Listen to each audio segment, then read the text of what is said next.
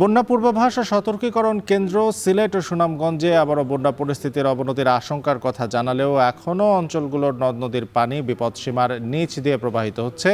গত ২৪ ঘন্টায় বৃষ্টিপাত হয়েছে মাত্র 18.৫ মিলিমিটার। তবে কানাইঘাট পয়েন্টে সুরমা নদীর পানি বৃদ্ধি পেয়েছে। এ নিয়ে আরও জানাতে সিলেট থেকে গুলজার আহমেদ এবং সুনামগঞ্জ থেকে যুক্ত হচ্ছেন লিপসন আহমেদ। গুলজার, সিলেটে আজকের আবহাওয়া কেমন দেখছেন? বন্যা পরিস্থিতির সবশেষ খবরটা আমাদের জানাবেন। আসলে কোনো ধরনের শঙ্কা আছে কিনা, কি অবস্থা?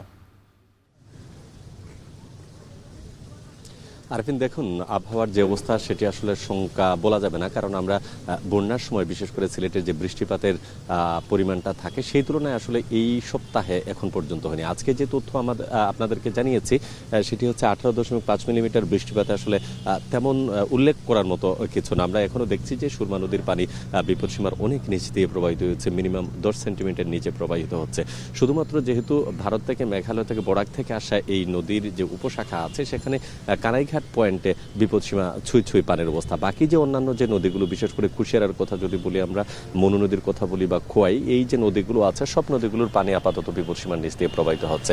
তবে আবহাওয়া বন্যা পূর্বাভাস কেন্দ্র যেটি আমাদেরকে জানিয়েছে যে এখন পর্যন্ত আকাশে মেঘ আছে, যদিও ভারী বৃষ্টিপাতের সম্ভাবনা খুবই কম, তবে হালকা থেকে মাঝারি ধরনের বৃষ্টিপাত হতে পারে।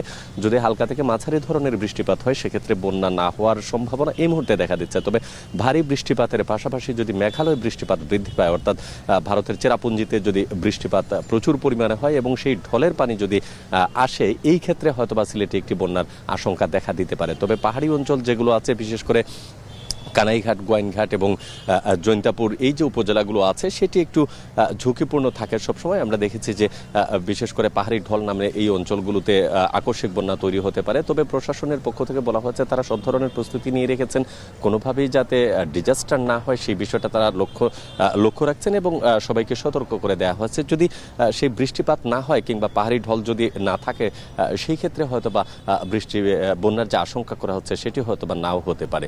তো আপাতত বলা যায় পরিবেশ পরিস্থিতি অনেকটা ভালো এবং আজকে সকাল থেকেই রোদ ছিল, যদিও মাঝে মধ্যে আকাশ মেঘলা হচ্ছে, কিন্তু বৃষ্টি এখনো সকাল থেকে আসলে হয়নি।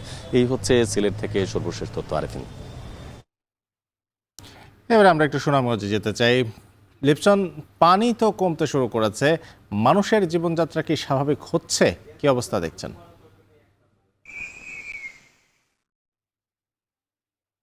আমরা যদি বলি, বন্যা কিন্তু এই অঞ্চলের মানুষদের জন্য একটি আতঙ্কের নাম। বিশেষ করে আমরা যদি বলি 2022 সালের যে 16 জুন বন্যা তার ভয়াবহ চিত্র দেখিয়ে গিয়েছিল, সেই ভয়াবহ ক্ষত কিন্তু এখনো এই অঞ্চলের মানুষরা কিন্তু আসলে বলতে পারেনি। যার ফলে আসলে যখনই উজানের ডল কিংবা ভারী বৃষ্টিপাত হয়, ঠিক সেই মুহূর্তে কিন্তু এই অঞ্চলের মানুষদের মধ্যে একটি আতঙ্ক বিরাজ করে। যার ফলে আসলে যখনই প্রশাসন কিংবা পানি উন্নয়ন বোর্ড এই অঞ্চলে বন্যা সতর্কতা জারি করে, সেই ক্ষেত্রে আসলে মানুষরা উঁচু এলাকা খুঁজতে শুরু করেন। বিশেষ করে যদি বলি, আমরা টানা কয়েকদিন আগেও কিন্তু এই অঞ্চলে নদীর পানি বেড়েছিল, পাহাড়ি ঢল নেমেছিল, গ্রামীণ যে জনপদগুলো রয়েছে অর্থাৎ গ্রামীণ সড়কগুলো তলিয়ে গেছিল। যার ফলে কিন্তু এই অঞ্চলের মানুষরা আসলে চরম আতঙ্কের মধ্যে পড়েছিলেন যে আবারও যদি বন্যা পরিস্থিতির সৃষ্টি হয়, তাহলে কিন্তু এই অঞ্চলের মানুষরা কিন্তু তাদের যে কষ্টের, সেটা কিন্তু আসলে সীমাহীন দুর্ভোগ বাড়বে। যার ফলে আসলে পানি বাড়ার সাথে সাথে কিন্তু এই অঞ্চলের মানুষরা কিন্তু নিরাপদ আশ্রয় খুঁজে কিন্তু আসলে ছুটছিলেন। তবে আমরা যদি বলি, এই মুহূর্তে কিন্তু এই অঞ্চলের আবহাওয়া পরিস্থিতি অনেকটাই